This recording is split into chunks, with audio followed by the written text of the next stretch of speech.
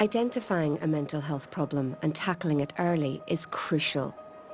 50% of adult mental health problems begin in adolescence, and schools are on the front line dealing with teenage anxiety. To understand the scale of the problem, I've come to Drumragh Integrated College in Omagh. And the fact that children are becoming addicted to the internet, to social media, to their smartphones. But with that comes a level of fear. And we're beginning to understand that a child is constantly often scanning for messages coming through on their phone.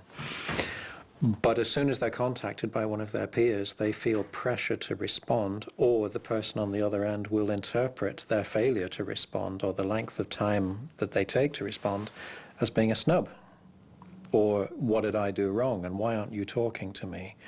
Beyond that, I think the education system is structured in a way that makes assessment a relentless, ongoing process. It's all constantly rolling.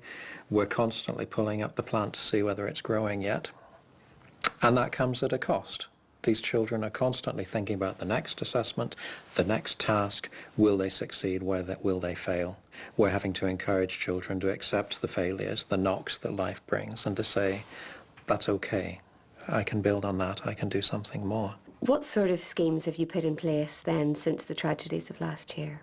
There's a number of different things we're trying. The Hopeful Minds program. We're running a pilot group of Year 8 students who are being taken through a program that is designed to teach hope to young people.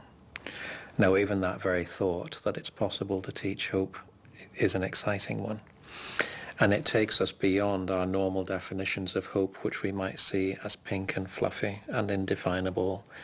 And actually, the Schools for Hope program says that's not true.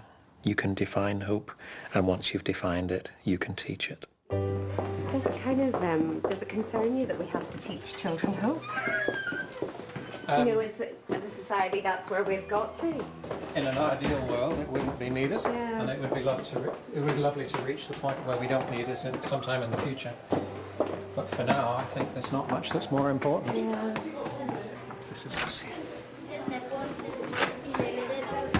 Well, welcome back. It's nice to see you all again. Nice, happy faces coming through the door.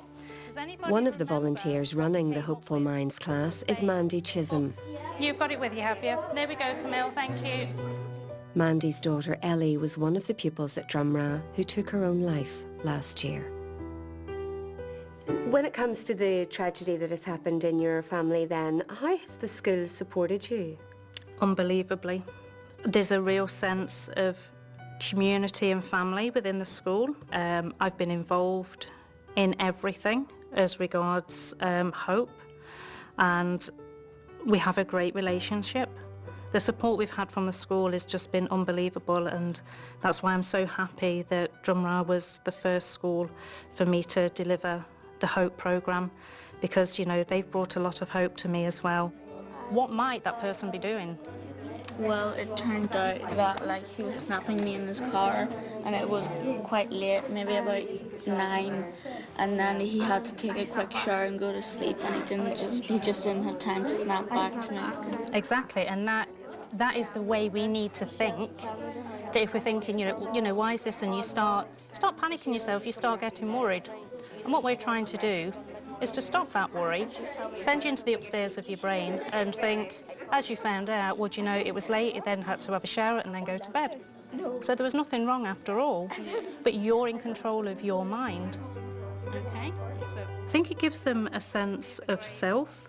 You know, they are in control of this, and I think some of the control needs to be given back, you know, to the children, you know, just to, you know, for them to think, do you know what? I'm not going to be made feel like that. I'm going to try and change things.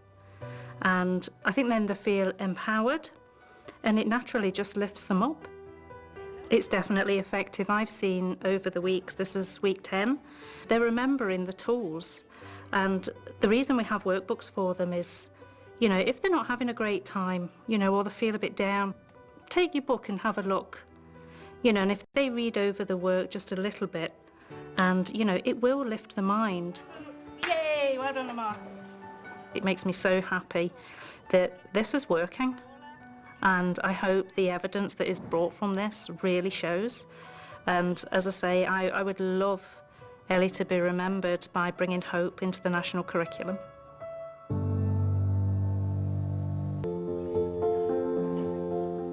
Well, today is the graduation for the Hope students. They're so excited and they're very proud of themselves, which is one of the most important things. Excellent. Hope is for everybody, no matter what walk of background you come from, how you're feeling today, how you could be feeling in 10 years' time. You know, it's not just students that are struggling, it's not students that are confident. You know, it's a mix because hope is for everybody. No stigma attached. What you're witnessing this afternoon, I hope, is just the beginning of something huge. Because we are actively interested now in the idea that hope can be taught. This world isn't getting any easier for young people. It's a tough old world. And it's very easy to pick up bruises along the way or to find that you've been hurt by something. And so it is our duty, I think, to explore the possibility that hope can be taught, that it is something we can help our young people to develop and to live every day. And then I'm hoping that we can not just have a pilot group taking the Hopeful Minds program, but I would like every member of Year 8 to take this program every single year. So I'm looking now to develop this as a rolling program so that by the end of Year 8, every child at Drumrah has experienced this. On the count of 3, let's do the throw. Ready? 1, 2, 3, go.